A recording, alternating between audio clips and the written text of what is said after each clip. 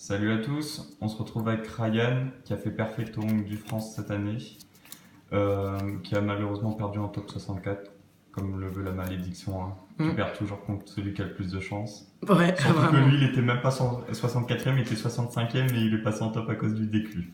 Voilà. Ouais. Donc il va nous présenter sa liste, il joue Pendule Magician, et voilà. Donc je jouais 3 Black Fang, 3 Poison, 3 Harmonie, 3 Wisdom Eye et 2 Balourd. En fait, Pendule, c'est l'un des. Enfin, je pense que c'est le meilleur deck actuellement. Parce que le miroir, si tu le gères assez bien, ça passe. Et surtout contre le. En fait, ça bat tous les autres decks. Donc, je pense que c'est vraiment le meilleur. Et pour ce ratio-là, c'est l'un des meilleurs aussi. Parce que, en fait, soit il faut jouer sans Wisdom Eye.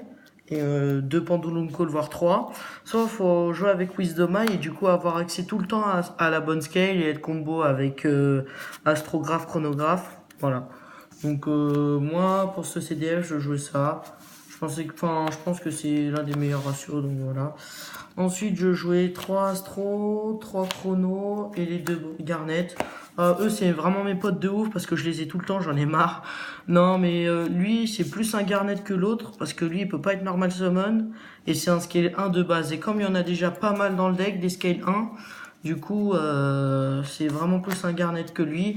Bon, lui, ça va, c'est un scale 8 et on peut le normal summon, donc ça va, on peut s'en débarrasser facilement. Mais sinon, le 5, c'est vraiment plus un Garnet que l'autre.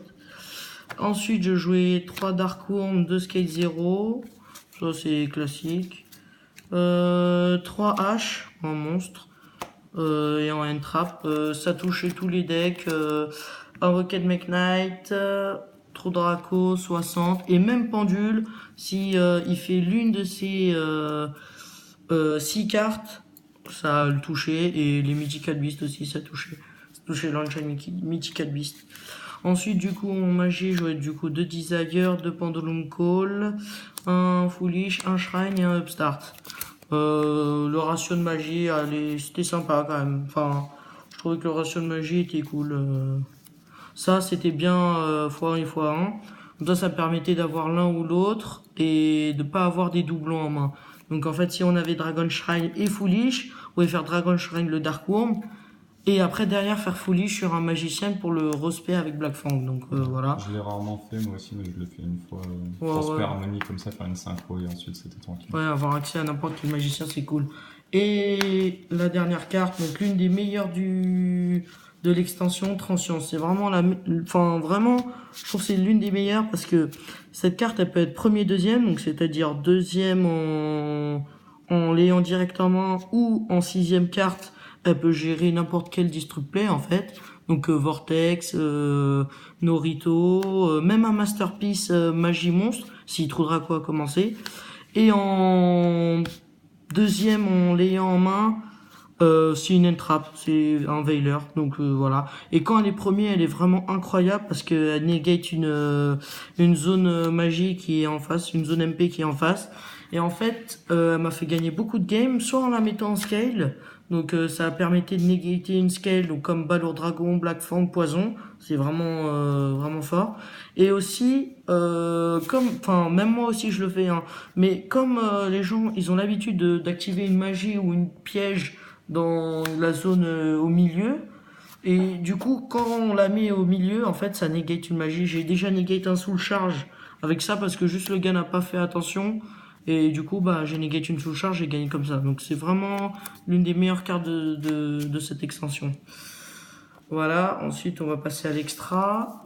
Donc je jouais 2 électromythes et un Vachnushmu Martelfos électromythe. Non, je jouais 3 électromythes.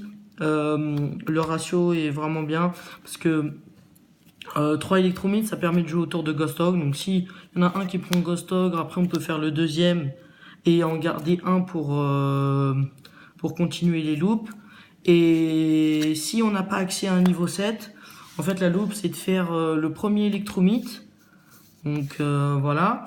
Donc spé comment il s'appelle, un astrographe. Ensuite pendule 4 monstres. Donc là on a l'astrographe, les deux monstres. Et en fait avec les deux monstres qui sont dans la zone, on fait un deuxième électromythe, envoyer un autre astrographe et détruire celui-là pour spé l'électromite là, le deuxième astrographe qui est là. Et du coup, après, faire Odize et après Zefra. Donc voilà, et du coup, après, on peut en garder un pour le tour d'après. Donc vraiment 3 électromites. Je trouve que c'est vraiment important dans Extra. Même si en jouer 2, ça permettait de jouer autour de Cherries. Si on prenait Cherries, dans tous les cas, c'était mort. Enfin, le deck était vraiment mort. Donc voilà, 3 électromiques, c'est parfait. Ensuite, un Borloo, normal. Zefra Métatron, bien. Et ça, c'est la carte que vraiment je peux changer dans l'Extra. En fait, elle permettait de contre Draco. De normal un poison par exemple, détruire n'importe quelle carte, donc un monstre par exemple Maiden avec poison, et après derrière activer chronographe pour Space P, ensuite taper et même phase 2 faire Phoenix, discard 1 pour péter l'anti-spell. Mais bon, si je fais ce combo, en général j'utilise 4 cartes de ma main, donc ça fait vraiment beaucoup. Et du coup, c'était pas, enfin, je pense que c'est la carte que je peux changer de l'extra. Même si elle m'a fait gagner une manche contre un Trickstar, donc contre celui que j'ai perdu en top 64, mais en ronde, j'ai gagné grâce à elle parce que je l'ai invoqué. Et je savais qu'il avait un torrent ou une MP qui était chiante, et du coup j'ai forcé l'activation en discardant un. Il a fait torrent et derrière j'ai pu faire Dragon Shrine, Darkworm et jouer après. Donc vraiment la carte, elle est bien des fois et des fois elle est mauvaise, donc à voir. Ensuite en Nixie je jouais Absolute, Norito, Rébellion, Tornado et Dweller. Donc Rébellion ça remplace Utopie, et Dweller c'est le meilleur Dweller du format, c'est quand même celui de Pendule, parce que déjà il se le prend pas, et surtout parce que tous les decks comme Trou Draco 60 ils se le prennent. Du coup lui c'était le meilleur Dweller de ce format. Et ensuite en fusion je jouais ces deux là, et en synchron ces deux là. Bills vraiment incroyable. Il permettait même de stall quelques tours, mais sinon contre Draco on le mettait et c'était win. Donc voilà. Et ensuite en side, jouer 3 cherries contre le miroir match. Ça permet, en fait, si on le résout, tous les chronographes et astrographes ils sont useless. C'est des niveaux 7 et des niveaux 6. Donc vraiment cherries incroyable en miroir, je le mettais que pour ça. Ensuite, j'étais un peu raciste contre les Trou Draco parce que j'ai pris, enfin vraiment je perdais vraiment contre ça, et c'était un deck un peu, enfin on va pas dire no brain, mais il se repose sur ses Floodgate, du coup anti-spell ou Nightmare, Unending Nightmare. C'était trop fort contre Pendule, du coup j'ai mis un peu tout, j'ai mis 3 Twin, 3 Red Reboot, 3 Heavenly. Ça, c'est la deuxième meilleure carte de cette édition, Red Reboot. Elle punit tous les decks trap, donc comme Trickstar, Altergeist et Trou Draco. Et du coup, comme Pendu, c'est un deck OTK, on le résolvait une seule fois. Après, derrière, il y avait OTK, et du coup, c'était vraiment la meilleure carte. Heavenly, j'ai hésité entre Zafion et Heavenly, parce que je me suis dit, pas mal de gens vont jouer des cartes qui contre Red Reboot, donc Wiretap, Seven Tool.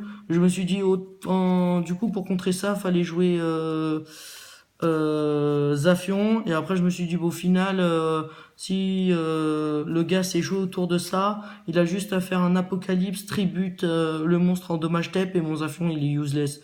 Du coup, j'ai préféré mettre Heavenly, parce que ça bat aussi le miroir match avec Cherry. Le combo, c'était de laisser start le gars en 3ème.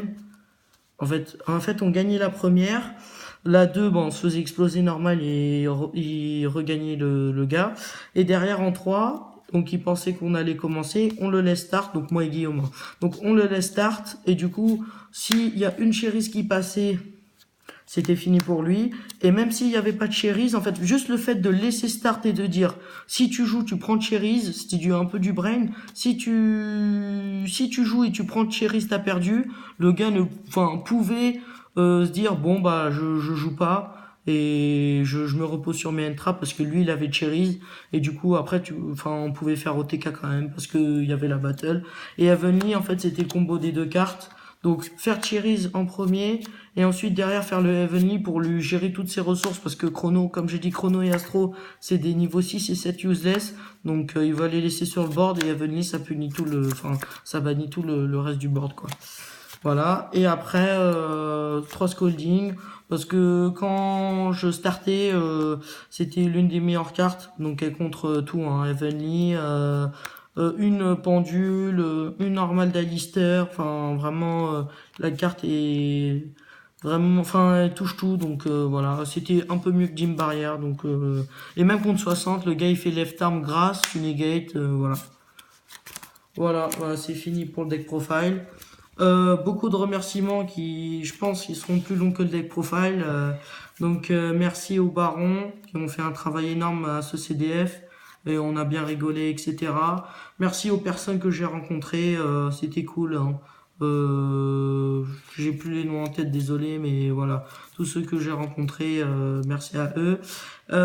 Merci à la BCP, le signe de Joule. Non, vraiment merci à eux. Merci aussi à tous les potos, Colin, Guillaume, Lohan, Antoine et tous ceux que j'ai pas cités. Donc tous ceux qui appartiennent à la famille Lohan. Et quand même l'orga, c'était bien organisé, même s'il y a un peu de retard, ça allait. Enfin, ils se sont quand même bien débrouillés. Donc voilà.